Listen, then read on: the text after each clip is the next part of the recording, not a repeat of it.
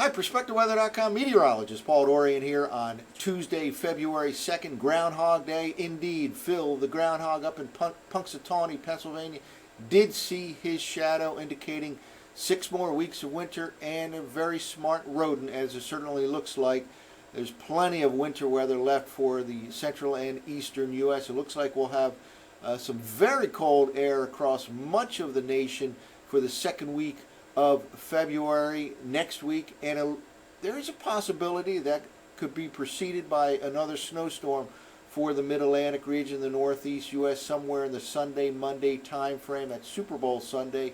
Still many days before that potential storm, and we'll, of course, focus in on that threat over the next few days. Whether or not that snowstorm actually materializes, it does look like very cold air will push into the Mid-Atlantic region, the Northeast U.S. by the early part of next week. Could even see single digits, let's say, by early Monday morning next week along the I-95 corridor region. Well, let's take a look back at this long-duration major winter storm that is not quite over with yet in the Mid-Atlantic region. Still some snow showers rotating around this system. It currently is located, you kind of see a little spin in the lower clouds here off the New Jersey coastline, right in this region right here. It has hardly moved over the last many hours, and that has been one of the problems with this particular system.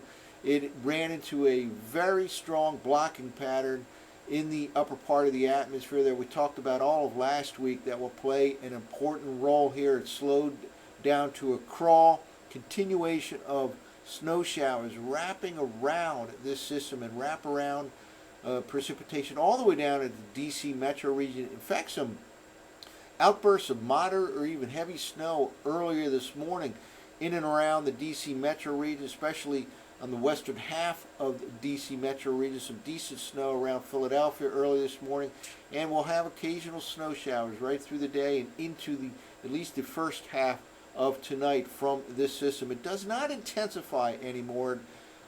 Basically gets kind of wrapped up into a larger storm system off to the north here, but again, a continuation today of some wraparound snow in much of the Mid-Atlantic region. In terms of snowfall, jackpot region really extended from east central Pennsylvania, places like Allentown, one of their biggest snowstorms ever, maybe near 30 inches in and around the Allentown metro region, maybe 2 feet around Reading, Pennsylvania. That heavy snow band, the heaviest of the snow band areas, extended across northeastern PA, upstate New Jersey, into the New York City metro region. Some areas around New York City reporting upwards of 2 feet of snow.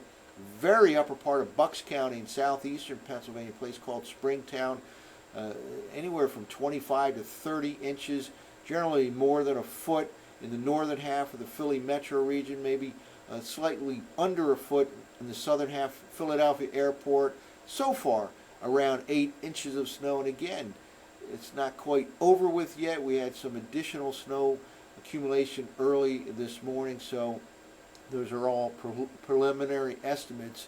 But again, Allentown, Reading, Poconos, upstate New Jersey, in and around New York City, all the way up to the lower Hudson Valley of New York State did extremely well with this storm, and all the way down in the D.C. metro region. And D.C.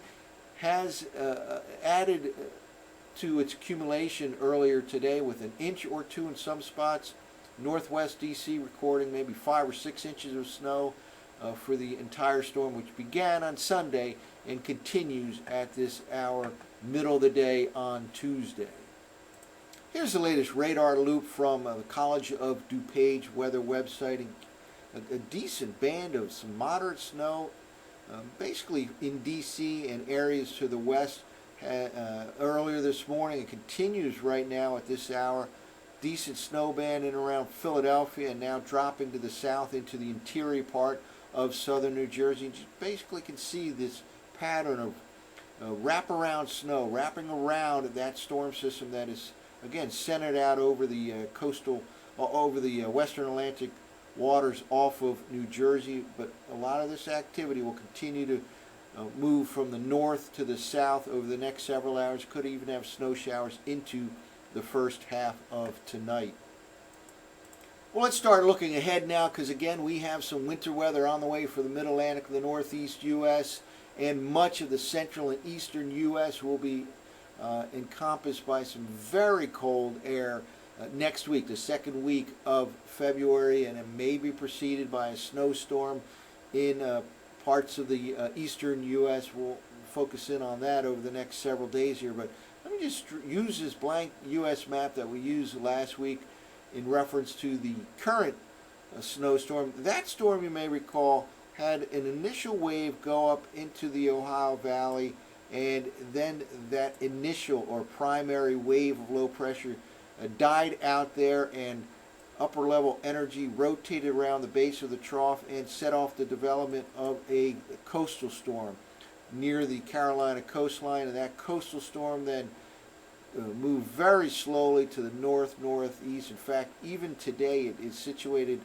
right in this position right here, and it ran into that atmospheric blocking pattern which slowed down its movement to the north. So an initial primary low pressure area and then a secondary storm system. Now, for the threat over the upcoming weekend, we have a little different situation possibly unfolding. Let's clear the board here and start drawing what could happen here. We could actually have low pressure come out of the Gulf of Mexico and then right up along the eastern seaboard in this fashion. This is kind of a different type of storm system. That current storm system, meteorologists kind of break down storm systems into different categories, and the one that has a primary low go up into the Ohio Valley and then a secondary over the coast is known as a Miller B type of storm. This upcoming weekend could produce a Miller A type storm, where basically a storm moves along, doesn't redevelop anywhere, it just kind of moves along, in this case from the Gulf of Mexico up along the Atlantic seaboard, a Miller A type of storm. And we'll see how all this unfolds over the next few days. Again, whether or not that storm materializes, there will be a very cold air mass pouring into the central U.S. first, and then the eastern states could be down into the single digits in parts of the Mid-Atlantic region, northeast U.S. for sure, by the early part of next week.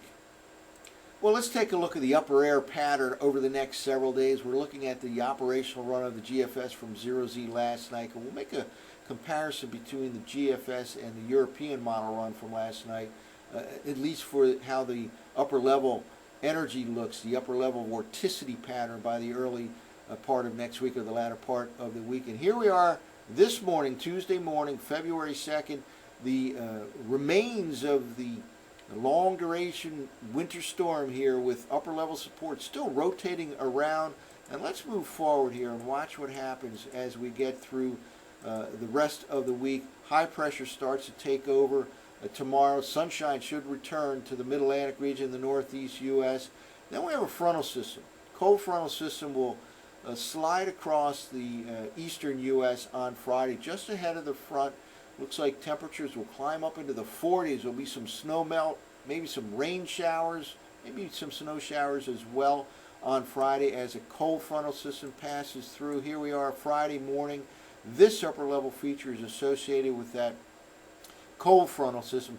Again, it slides across the eastern states on Friday, and then we'll be looking at a colder weekend coming up, colder air moving in behind that frontal system, and we'll be looking upstream. Here's the forecast map for Saturday afternoon, and this is the area, along with some energy down across the southern central part of the nation, that we'll be looking towards.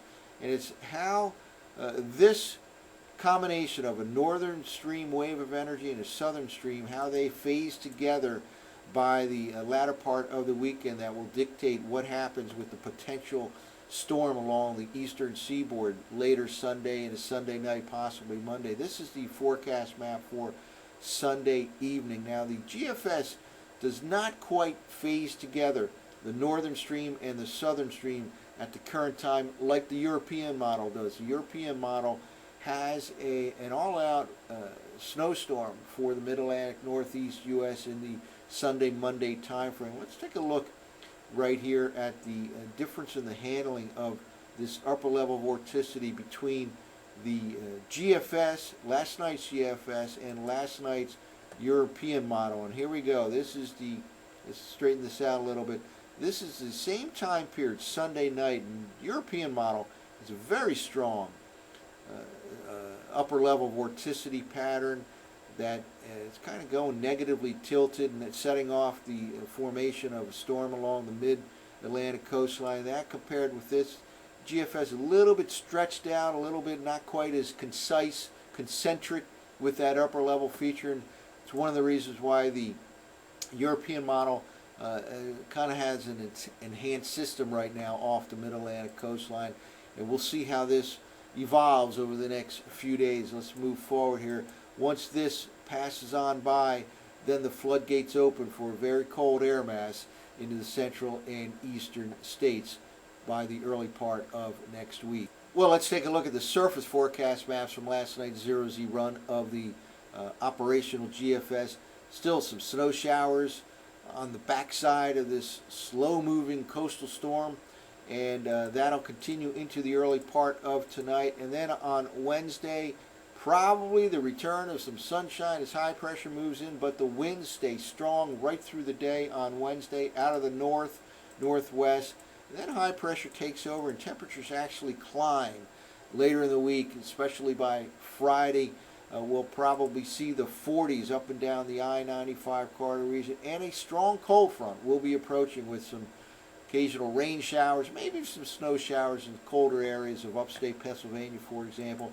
That front slides on through, turns colder for the upcoming weekend, and then we have Gulf of Mexico moisture by late in the day on Saturday, and a reflection of some snow and rain from that northern stream vorticity max that we just looked at a moment ago. And again, the GFS does not quite phase together that northern stream with the southern stream by Sunday the way the European model currently does, but this I believe will tend to lean more towards the European model over the next few days. The overall pattern is certainly favorable for a potential storm late in the week and early part of next week. It's certainly favorable for some very cold air. So again, whether or not this actually comes together and produces a snowstorm, that cold air is on its way. The European model has a 498 thickness. We've talked about the thickness occasionally here.